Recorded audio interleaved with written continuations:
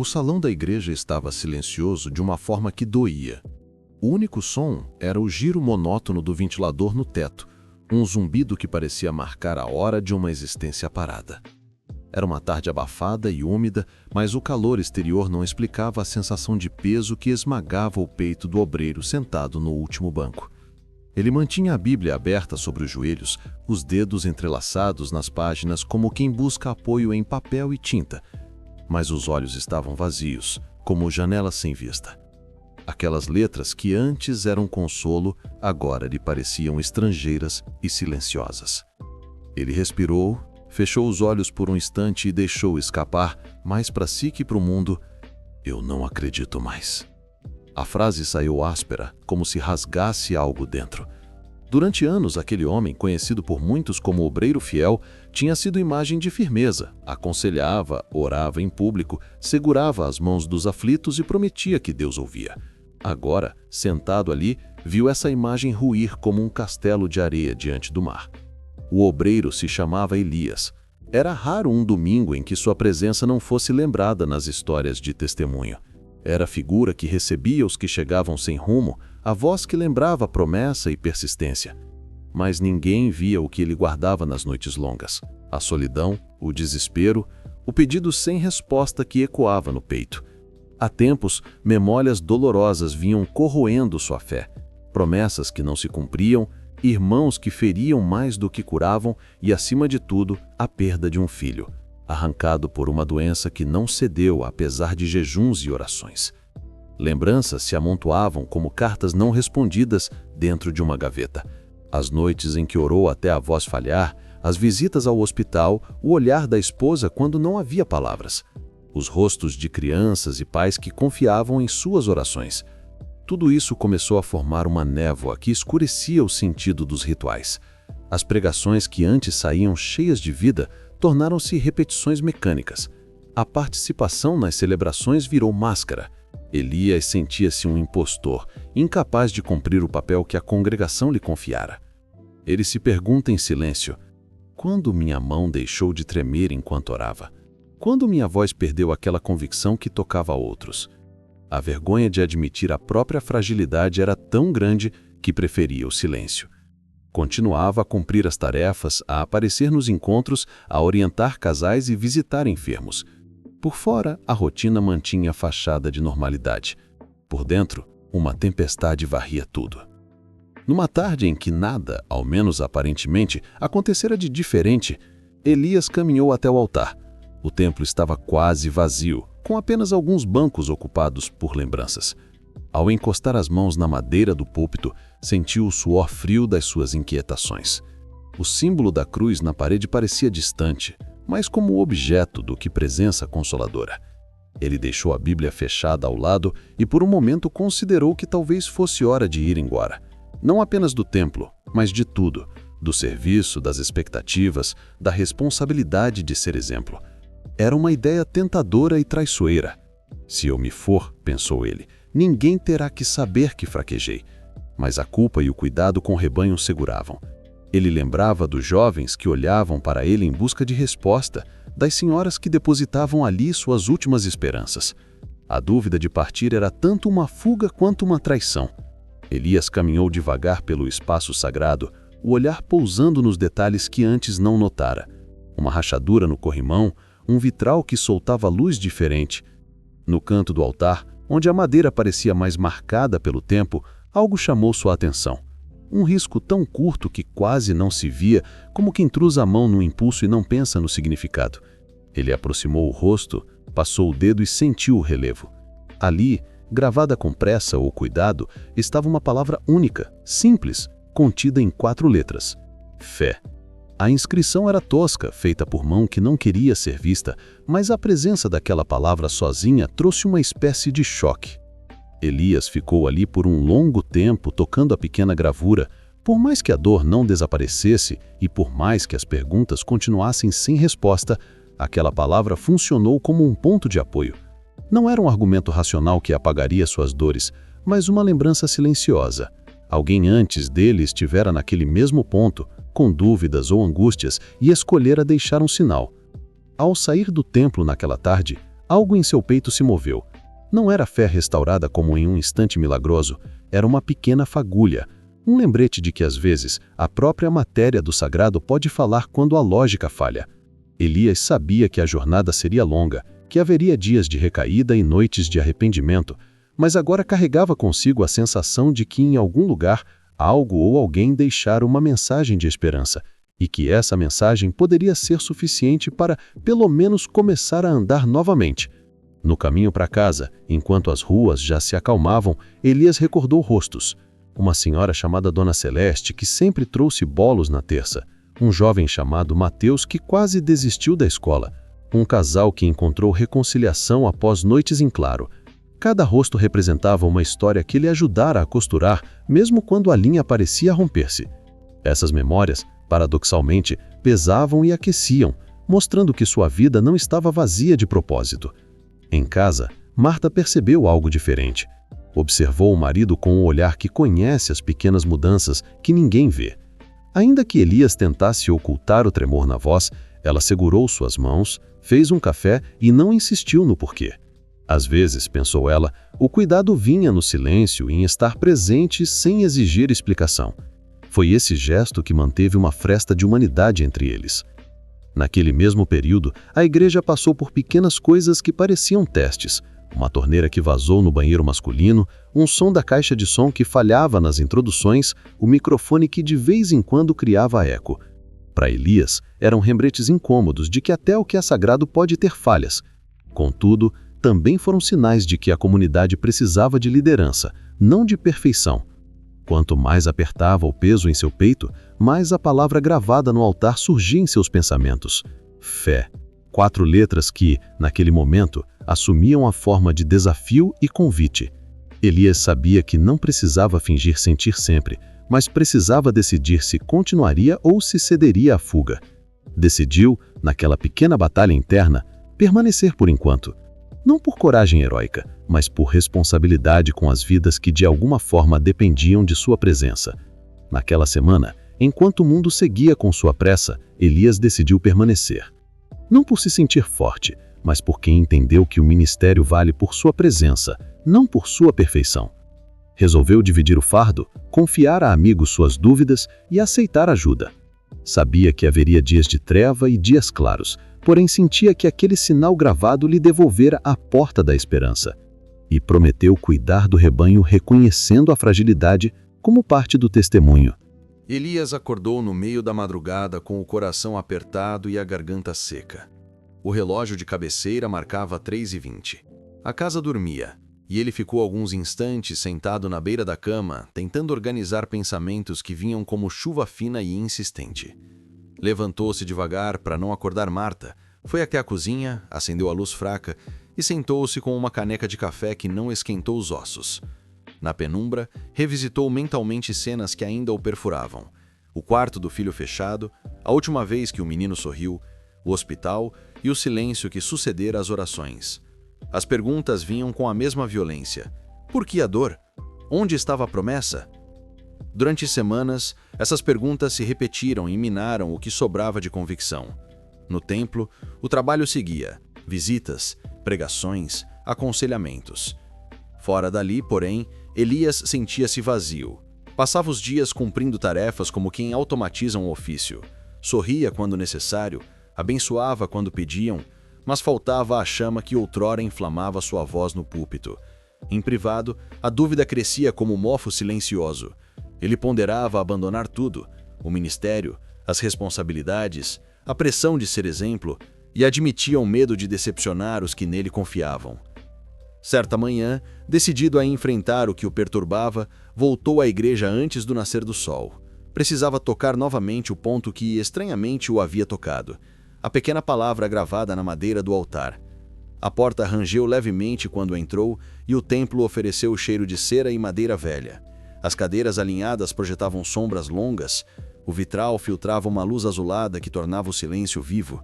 Ajoelhou-se diante do altar, passou os dedos sobre a inscrição e leu, com voz quase inaudível, fé. Era uma marca rudimentar, feita por mão anônima, e no silêncio da madrugada, a palavra parecia ganhar peso. A partir desse encontro, algo começou a mudar não como um milagre instantâneo, mas por pequenas gradações. Elias não deixou de ter dúvidas, mas aprendeu a conviver com elas de outra maneira. Sua prática pastoral mudou. Passou a ouvir mais e a falar menos. Em visitas hospitalares, por exemplo, não buscava mais palavras vazias de consolo. Sentava-se ao lado, segurava a mão, aceitava o silêncio. Esses gestos simples, muitas vezes subestimados, começaram a tocar corações. Em um leito de enfermaria, Dona Celeste, que por anos levava bolos para os ensaios, confidenciou entre lágrimas que também pensara em desistir. Elias não respondeu com pregações prontas. Apenas ficou ali, chorando e segurando a mão dela. A presença tornou-se remédio. Elias encontrou situações práticas que exigiam ação imediata. Numa tarde chuvosa, Mateus, um jovem da comunidade, bateu à porta da igreja com os olhos inchados. Perdera o emprego e, após uma discussão com a mãe, estava sem teto. Elias não ofereceu sermões, trouxe mantas do depósito, falou com membros da equipe e articulou um apoio temporário até que o rapaz encontrasse trabalho. Pequenas ações discretas e repetidas começaram a compor um novo modo de viver a fé. Não a fé das frases bonitas, mas a fé traduzida em mãos que amparam. Contudo, a recuperação de Elias não impediu conflitos. Em reuniões administrativas houveram discussões sobre cortes orçamentários que poderiam afetar os projetos sociais. Alguns conselheiros defendiam a austeridade, outros argumentavam que a missão não abarcava apenas números. Elias, que via o acolhimento como a essência do fazer cristão, defendeu com firmeza as iniciativas que atendiam famílias, crianças e idosos. Trouxe relatos concretos. Um menino que retornou à escola, uma mãe que reencontrou emprego depois de uma capacitação, um idoso que passaram a visitar com regularidade. Conflitos morais e práticos exigiam dele decisões que não eram fáceis, mas serviam para posicionar o trabalho da igreja em direção ao cuidado. Marta, sua esposa, foi pilar discreto e constante. Nas noites em que o desespero ameaçava dominá-lo, lembrava que a presença era, por si só, ministério. Preparava um jantar simples, sentava-se com ele e permitia as lágrimas. Você não precisa ter todas as respostas, apenas continuar presente. Essas palavras, repetidas muitas vezes, foram costurando um novo padrão de coragem. A coragem de permanecer apesar da dúvida. Um passo significativo foi a escolha de Elias de trazer sua fragilidade ao púlpito. Numa tarde dominical, quando as cadeiras estavam quase cheias, ele subiu com voz tremida e disse que nos últimos meses perdera a convicção, que o luto a havia arrastado e que sua fé estivera falhando. Contou sobre as noites em que orou sem ouvir resposta e sobre a vergonha de se sentir traído pela própria vocação. Em vez de buscar aplausos, pediu que a comunidade rezasse com ele. A reação foi inesperada. Pessoas se aproximaram, choraram abertamente, muitos compartilharam dores semelhantes. A confissão do obreiro gerou um efeito dominó de identidade e cura. A honestidade abriu espaço para que outros também falassem de suas quedas. A reconstrução não foi linear. Em dias ruins, Elias procurou o túmulo do filho e lá voltou a perguntar, a exigir explicações de um céu que parecia mudo. Chorar no cemitério não lhe trouxe respostas, mas aos poucos trouxe aceitação de que a perda e o amor podiam conviver. Em paralelo, a igreja passou a estruturar ações concretas, grupo de escuta semanal, oficinas de geração de renda, apoio psicossocial e captação de doações para famílias em risco. Elias se envolveu em cada etapa, não por desejo de protagonismo, mas por reconhecer que a fé precisava materializar-se em cuidados. A busca pela autoria da inscrição no altar transformou-se em um projeto comunitário. Elias pediu que cada pessoa que quisesse escrevesse uma nota de gratidão ou lembrança e a deixasse perto da base do altar. A resposta foi generosa. Bilhetes com nomes de mães, professores, amigos e até estranhos que haviam estendido a mão. Essas notas se tornaram um mosaico de histórias, um testemunho de que pequenos gestos salvam. Entre as mensagens, surgiram relatos de quem, em momentos críticos, encontrou consolo em gestos simples de pessoas anônimas. Houve um episódio que marcou a comunidade. Durante uma vigília de arrecadação para distribuir sopas e cobertores, Mateus subiu ao púlpito e contou como estivera à beira do desespero. Falou de uma noite em que pensou em desistir e de como entrou por acaso no ginásio iluminado da igreja. Lá encontrou voluntários que lhe ofereceram alimento e um ouvido atento. Se não fosse por vocês, não sei onde estaria, disse ele entre soluços. O relato trouxe muitos aos lágrimas. Não eram palavras vazias, eram vidas realinhadas. Com ações práticas consolidadas, a igreja passou a oferecer oficinas de capacitação, feiras de doação e um núcleo de apoio para desempregados. Esses projetos começaram a produzir frutos concretos: jovens retornando à escola, pais encontrando trabalho, idosos readquirindo confiança. As críticas internas esfriaram diante do impacto visível. Reuniões que antes eram tensas transformaram-se em espaços de avaliação e planejamento. A diretoria, depois de ver relatórios e depoimentos, decidiu manter e ampliar iniciativas. A vitória foi da comunidade inteira, que aprendeu a transformar angústia em ação. Elias continuou a visitar a marca no altar, quase como quem consulta um mapa que orienta passos frágeis. Aquela palavra ali gravada seguiu sendo lembrete de que fé não é salto instantâneo, mas escolha repetida. Ninguém jamais reivindicou a autoria do gesto. Talvez tenha sido escrito por alguém que, em silêncio, também precisara decidir continuar. O importante foi o efeito. Aquela pequena palavra foi catalisador de uma transformação que alcançou ruas, lares e pessoas. Elias, que havia pensado em partir, permaneceu. Não por garantia de milagres, mas porque aprendeu que detalhes discretos, atos repetidos e presença podem de fato salvar vidas. Elias passou a experimentar uma nova rotina. Já não era mais o obreiro que fingia firmeza enquanto escondia a dor. Agora, ele se permitia ser vulnerável, e essa vulnerabilidade abria portas inesperadas. Ao falar com alguém em crise, não usava palavras de efeito, mas partilhava sua própria caminhada. Eu também duvidei, dizia com honestidade. Isso criava uma conexão diferente, quase imediata. As pessoas sentiam que ele falava de dentro da mesma tempestade, não de uma posição inalcançável. O detalhe gravado no altar tornou-se um símbolo secreto para ele. Sempre que o desânimo ameaçava regressar, Elias passava no templo em horários vazios e se ajoelhava diante da inscrição. Tocava as letras com a ponta dos dedos e deixava que aquela simplicidade lhe lembrasse do essencial. Um dia, sentado diante da madeira, percebeu que não estava sozinho. Um rapaz o observava da porta. Era Daniel, novo na congregação, com o olhar de quem carregava peso invisível. Elias sorriu e o convidou a se aproximar. O jovem revelou que perdera recentemente o pai em um acidente de trânsito e que não conseguia mais orar. Elias não ofereceu explicações teológicas, apenas mostrou a inscrição e disse: "Foi isso que me sustentou. Uma palavra pequena, mas suficiente para não desistir." Daniel chorou, e naquele choro encontrou alívio. Essa cena se repetiu em diferentes versões. Pessoas fragilizadas chegavam com dúvidas e Elias não lhes oferecia certezas absolutas, mas partilhava o detalhe que o salvara. Aos poucos, a igreja passou a reconhecer nele não apenas o obreiro que liderava, mas o homem que compreendia a dor humana. Isso fez crescer uma confiança real, mais sólida que a imagem artificial de perfeição que ele sustentara no passado.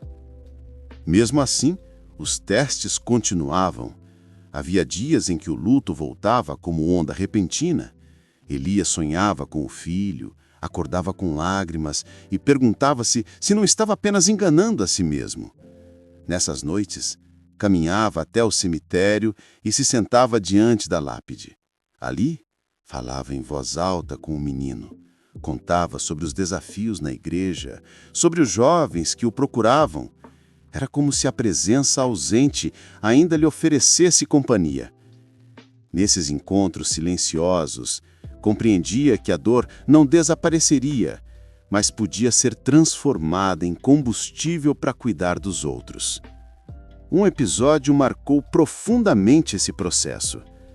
Durante uma reunião de oração, uma senhora chamada Joana desabou em prantos. Havia perdido o marido e dizia que não via sentido em continuar. Elias, lembrando-se de seu próprio abismo, não tentou calá-la, nem acelerar sua dor. Sentou-se no chão ao lado dela, deixou que chorasse e depois a levou até o altar. Apontou para a inscrição e disse: Eu também pensei em desistir, mas essa palavra me lembrou que fé é escolher, mesmo quando não sentimos nada. Joana o abraçou com força, e naquele abraço Elias percebeu que sua vulnerabilidade não era fraqueza, mas instrumento de cura. As transformações não ficaram restritas ao templo. Inspirada por essas experiências, a igreja começou a organizar encontros semanais chamados Noites de Esperança. Nessas reuniões, não havia discursos prontos, mas espaço para compartilhar dores, dúvidas e pequenas vitórias. Jovens falavam sobre depressão, mães sobre lutas familiares, homens sobre a dificuldade de manter o sustento. Elias conduzia esses encontros com simplicidade, permitindo que cada um se expressasse. A inscrição fé era frequentemente mencionada como símbolo central, não de respostas imediatas, mas da decisão de permanecer de pé. O impacto dessas reuniões extrapolou os muros da igreja. Pessoas de bairros vizinhos começaram a frequentá-las, atraídas pelo testemunho de que havia ali um espaço autêntico de acolhimento. Alguns chegavam apenas por curiosidade, mas saíam tocados pela atmosfera de sinceridade. Era como se o detalhe gravado tivesse se multiplicado em uma rede de apoio vivo. Mas nem todos viam com bons olhos. Alguns líderes de outras comunidades criticavam Elias por expor suas fragilidades publicamente. Diziam que um obreiro não deveria admitir dúvidas, que isso enfraquecia a imagem da liderança. Elias ouviu essas críticas com dor, mas decidiu permanecer fiel à verdade que havia descoberto. Não era a imagem de perfeição que salvava, mas a autenticidade. Para ele, esconder a própria crise teria significado abandonar não só a si mesmo, mas também aqueles que precisavam de alguém que entendesse suas dores. Certo dia, Elias foi convidado a pregar em uma cidade vizinha. O salão estava cheio, mas ele se sentia inseguro. Lembrou-se então do detalhe que mudara sua vida.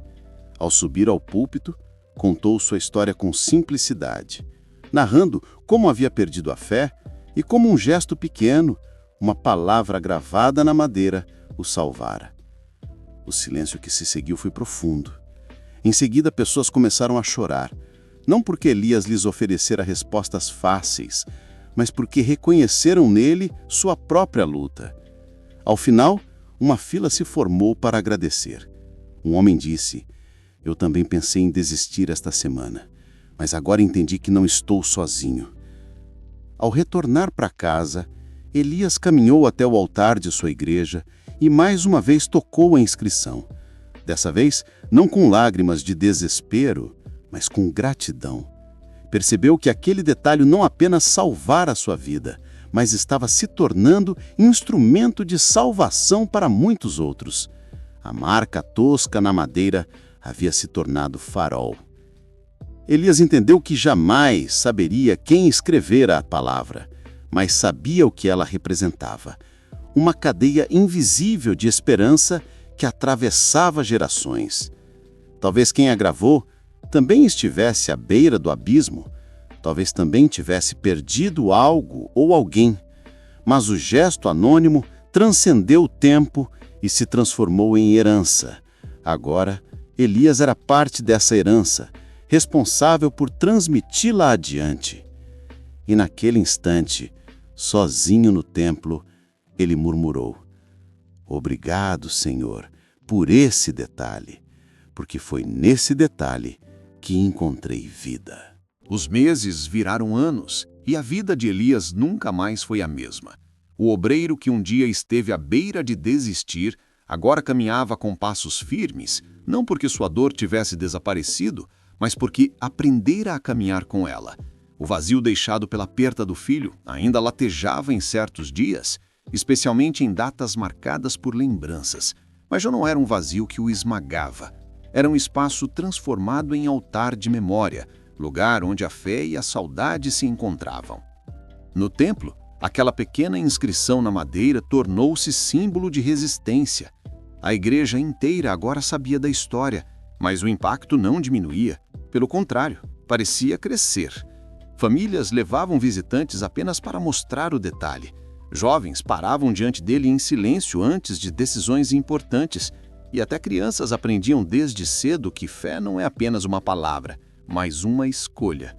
A cada semana, Elias via pessoas ajoelhadas diante da inscrição, tocando as letras como quem toca uma promessa.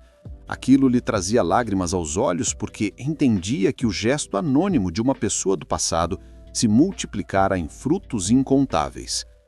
Em um encontro especial da congregação, resolveram criar uma noite chamada Celebração da Fé, em que cada membro partilhava testemunhos de pequenos detalhes que haviam mudado suas vidas. Alguns falavam de um abraço recebido em momento crucial, outros lembravam de uma frase simples ou de uma visita inesperada. O mais impressionante era ver como quase todos, em algum momento, citavam a palavra gravada no altar. Elias ouvia em silêncio, maravilhado por perceber que sua própria crise se transformara em combustível para uma comunidade inteira. Certa vez, uma jovem chamada Raquel subiu para testemunhar. Ela contou que antes de conhecer a igreja, planejava dar fim à própria vida. Naquela noite de desespero, caminhou sem destino pelas ruas e acabou entrando no templo aberto. O silêncio a envolveu e, sem saber porquê, foi até o altar.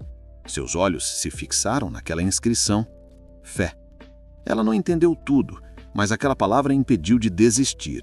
Chorando diante da congregação, disse: se aquela palavra não estivesse ali, eu não estaria aqui. Elias desabou em lágrimas, pois entendeu que o mesmo detalhe que o salvara, agora salvava outros. Era como se Deus tivesse plantado naquela inscrição uma semente de vida que continuava germinando em corações necessitados. O tempo também trouxe respostas inesperadas. Um dia, após um culto, uma senhora de cabelos brancos se aproximou de Elias com um olhar emocionado.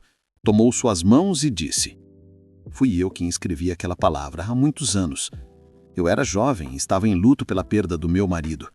Escrevi fé porque não tinha mais nada, e pedi a Deus que não deixasse minha esperança morrer. Nunca imaginei que meu gesto fosse durar tanto tempo. Elias desabou em lágrimas, pois entendeu que o mesmo detalhe que o salvara agora salvava outros. Era como se Deus tivesse plantado naquela inscrição uma semente de vida que continuava germinando em corações necessitados. Essa descoberta mudou para sempre a maneira como Elias pregava. Já não buscava impressionar com eloquência nem com discursos rebuscados. Em vez disso, falava com simplicidade, partilhando suas lutas, suas quedas e o detalhe que o sustentava. A autenticidade era seu sermão mais forte. Pessoas que jamais se identificariam com um líder intocável, agora se viam refletidas em suas palavras. E era exatamente isso que as aproximava de Deus. Com o tempo, Elias passou a viajar para outras cidades e até outros estados, levando consigo a mensagem da inscrição.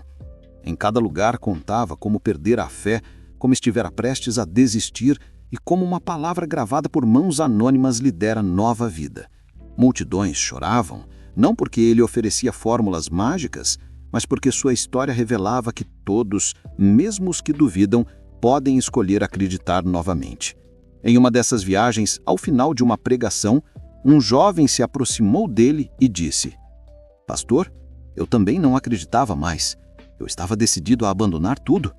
Mas ouvindo sua história, percebi que talvez a fé esteja escondida em mim, esperando para ser despertada. Elias sorriu, colocou a mão no ombro do rapaz e respondeu: a fé nunca nos abandona por completo. Às vezes, se esconde em detalhes. Essa frase se tornou o lema de sua vida. Ele mesmo a repetia em diferentes contextos, sempre lembrando as pessoas que Deus trabalha nos gestos pequenos, nas marcas sutis, nos detalhes quase invisíveis. Com os anos, Elias envelheceu. Seus cabelos ficaram brancos, suas mãos trêmulas, mas seus olhos carregavam a mesma chama que descobrira no dia em que tocou pela primeira vez aquela inscrição. Mesmo debilitado, fazia questão de visitar o templo todos os dias. Caminhava devagar até o altar, passava a mão pelas letras gastas pelo tempo e murmurava uma oração curta. Obrigado, Senhor, porque um detalhe salvou minha vida. E quando sua saúde já não permitia longas viagens, Os jovens da igreja assumiram a missão de compartilhar sua história em outros lugares. Assim, a mensagem continuava ecoando, multiplicada pelas novas gerações. A inscrição tornara-se não apenas uma memória, mas um legado vivo. No fim de sua vida, deitado em sua cama, ainda pediu que levassem o altar até ele. A congregação, emocionada, organizou um transporte para que aquela peça de madeira antiga ficasse ao lado de seu leito. Ele tocou as letras pela última vez e, com um sorriso sereno, disse: "Foi aqui que encontrei vida. Foi aqui que percebi que Deus nunca deixou de estar comigo." Pouco tempo depois, partiu em paz, deixando para trás não apenas lembranças, mas uma herança de esperança. E assim, a história de Elias nos lembra de uma verdade eterna. Deus não se revela apenas nos grandes milagres, nas vozes do céu ou nos sinais extraordinários. Muitas vezes ele se revela em detalhes simples: uma palavra gravada, um gesto pequeno, um abraço, um olhar. E é nesses detalhes que encontramos a força para continuar, quando tudo parece perdido. Talvez você, ao ouvir essa história, também se encontre no limite. Talvez sua fé esteja fraca, quase apagada. Mas lembre-se, basta um detalhe para reacender a chama. Uma palavra, uma lembrança, uma escolha. Fé não é a ausência de dor, mas a coragem de atravessá-la.